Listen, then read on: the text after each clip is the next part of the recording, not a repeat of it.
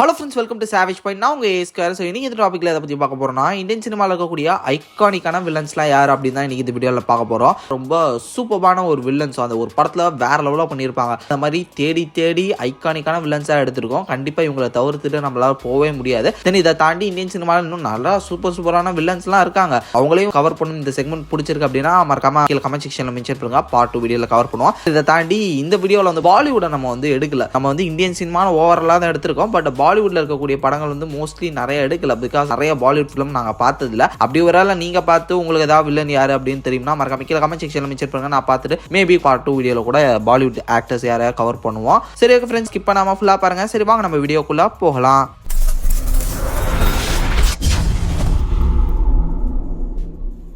லிஸ்ட்ல 7ஆவதா இருக்கிறது அப்ரர். அனிமல் படத்துல வந்து பாத்தீங்கன்னா செகண்ட் ஹாஃப்ல இருந்து தான் இந்த ஒரு வில்லனே வந்திருப்பாரு. பட் செகண்ட் ஹாஃப்ல இருந்து வந்திருந்தாலுமே வேற லெவலான ஆக்டிங் பாபி டியோல் பண்ணியிருப்பாரு. இந்த ஒரு படத்துல அவர் வந்து வாய் பேச முடியாத ஊமை கேரக்டரா வேற பண்ணியிருப்பாரு. ஓவரா பேசாம ஆக்டிங் மூலமாவும் நொட்டோரியஸான ஒரு ஃபேஸை வந்து நமக்கு காமிச்ச வில்லனிசமும் சூப்பரா பண்ணியிருப்பாரு. கிளைமேக்ஸ் அவருக்கும் ரன்பீர் கபூருக்கான அந்த ஒரு பேட்டில்லாம் வந்து பாத்தீங்கன்னா சூப்பரா இருக்கும். டீசென்டான ஒரு வில்லன்னே சொல்லலாம். அவரோட ஆட்டிடியூட், அவரோட அந்த ஒரு ரகட் லுக் எல்லாமே வந்து இந்த ஒரு படத்துல ஒரு பிளஸ் பாயிண்ட் அப்படின்னு சொல்லலாம்.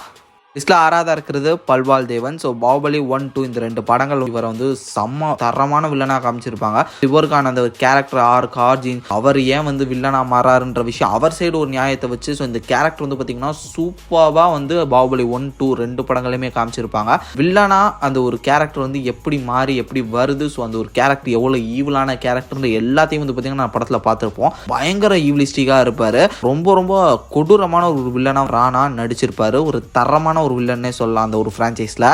லிஸ்ட்ல 5ஆவதா இருக்கிறது ஆத்ரேயா. ஸோ 24 படத்துல சூர்யா சார் தான் ஹீரோ, சூர்யா சார் தான் வில்லன். அதுல எனக்கு வந்து ஹீரோ ரோலை விட வில்லன் ரோல் ரொம்ப பிடிச்சிருந்தது. பிகாஸ் சூர்யா சார் வந்து பாத்தீங்கன்னா பல படங்கள்ல நீங்க வந்து ஒரு ஹீரோ ரோல்ல பாத்துட்டீங்க. அப்படி இருக்கும்போது அவர் வில்லனா வந்து ரொம்ப ஹீரோக்கு எவ்வளவு எஃபர்ட் போறாரோ அதுக்கு மேல எஃபர்ட் போட்டாதான் வந்து உங்களை அவர் வில்லன் அப்படின்னே நம்ப வைக்க முடியும். அவரோட ஃபேன்ஸையே நம்ப வைக்க முடியும். அப்படி பார்க்கும்போது அந்த ஒரு படத்துல எவ்வளவு எஃபர்ட் போட்டிருப்பாரு. பயங்கர ஈவிலிஸ்டிக்கா இருப்பாரு. அவரோட தம்பியை கொல்றது, அவரோட ஒய்ஃபை கழுத்து நினைச்சு கொல்றது, குழந்தைய கொல்ல போவாரு. ரொம்ப ஈவிலிஸ்டிக்கான அந்த ஒரு ஃபேஸ் ஆஃப் எல்லாமே தரமா இருக்கும். One of the best acting அந்த படத்துல கொடுத்திருப்பாரு. தரமான ஒரு வில்லன் ரோல்னே சொல்லலாம். அவருக்கான ஆர்ஜின், அவர் வந்து எதுக்கா டைம் டிராவல் மிஷினை நோக்கி போயிட்டு இருக்காரு, அவர் எந்த அளவு ஈவில் குணம் கொண்டவர் அப்படின்ற எல்லாமே சூப்பரா இருக்கும். அந்த கேரக்டருக்கு ஒரு வேற லெவலான ஒரு கேரக்டர்னே சொல்லலாம்.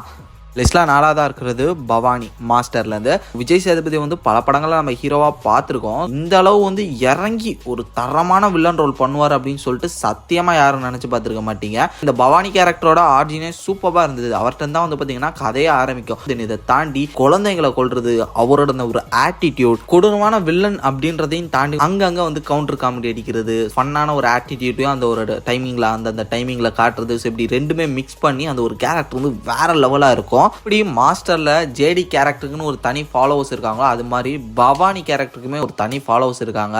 அந்த அளவு ஒரு ஃபேவரட்டான ஒரு ஃபேமஸான ஒரு கேரக்டராகவே நம்ம எல்லாருக்குமே ஆயிடுச்சு அப்படின்னு சொல்லலாம்.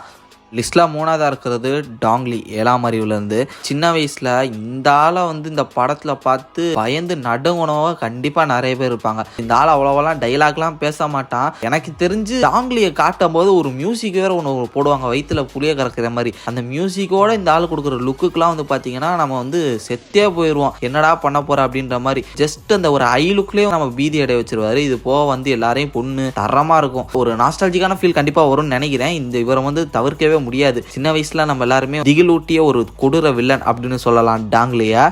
2ஆவதா இருக்கிறது சுதீப். நானி படம் கண்டிப்பா எல்லாருமே பார்த்துருப்பீங்க. எல்லாருக்குமே ஒரு சைல்ட்ஹுட் ஃபேவரட் ஃபிலிமா இருக்கும். இந்த ஒரு படத்துல சுதீப் கேரக்டர் வந்து வேற லெவல்ல பண்ணியிருப்பாரு கிச்சா சுதீப். ஒரு ஈவுலான கேரக்டரா அவர் வந்து காட்டுவாங்க. ஸோ அவரோட ஈகோ கிளாஷ், தென் அதுக்கப்புறம் சீக்வன்சஸ்லாம் அவர் வந்து ஃபன்னுமே பண்ணுவாரு. இந்த ஒரு கேரக்டர் வந்து ஃபன்னாவும் இருக்கும், ஈவிலாவும் மாறும். அந்த ஒரு டிரான்ஸ்ஃபர்மேஷனா கரெக்டா பிடிச்சி கேரக்டருக்கு ஏத்த ஆக்டிங் கிச்சா சுதீப் நடிச்சிருப்பாரு. நம்மள சிரிக்க வச்சிருப்பாரு. அட் த சேம் டைம் அந்த ஒரு 10 நிமிஷம் 20 நிமிஷத்துல டக்குன்னு நம்மள திகில் அடைகிற மாதிரி அவரோட ஆக்டிங் காமிச்சு நம்மள பயப்படவும் வச்சிருக்காரு. முக்கியமா எஸ்பெஷலி கிளைமேக்ஸ்லாம் கொடூர ஈவிலிஸ்டிக்கா கொடூரமா இருப்பாரு. ஸோ அந்த மாதிரி ஒரு தரமான ஒரு வில்லன்னே சொல்லலாம்.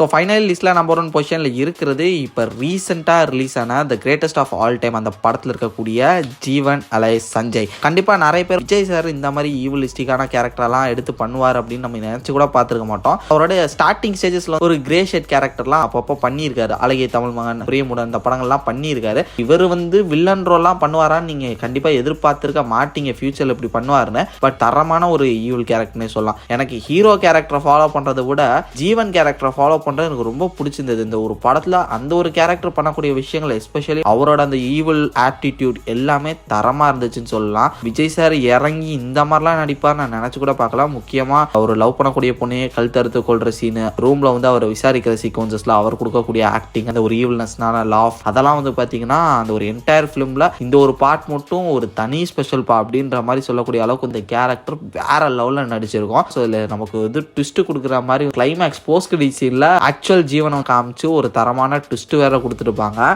ஓகே ஃப்ரெண்ட்ஸ், இந்த வீடியோ உங்களுக்கு ரொம்ப பிடிச்சிருக்கும் நான் நினைக்கிறேன். ஸோ இதே மாதிரி நிறைய இன்ட்ரெஸ்டிங்கான வீடியோஸ் பார்க்குறதுக்கு மறக்காம நம்ம சாவேஜ் பாயிண்ட் சேனலை சப்ஸ்கிரைப் பண்ணி அந்த பெல் ஐக்கனை ப்ரெஸ் பண்ணிக்கங்க. அடுத்த ஒரு இன்ட்ரெஸ்டிங்கான வீடியோவில் நாளைக்கு மீட் பண்ணுறேன். அது வரையும் tata bye, take care from A Square.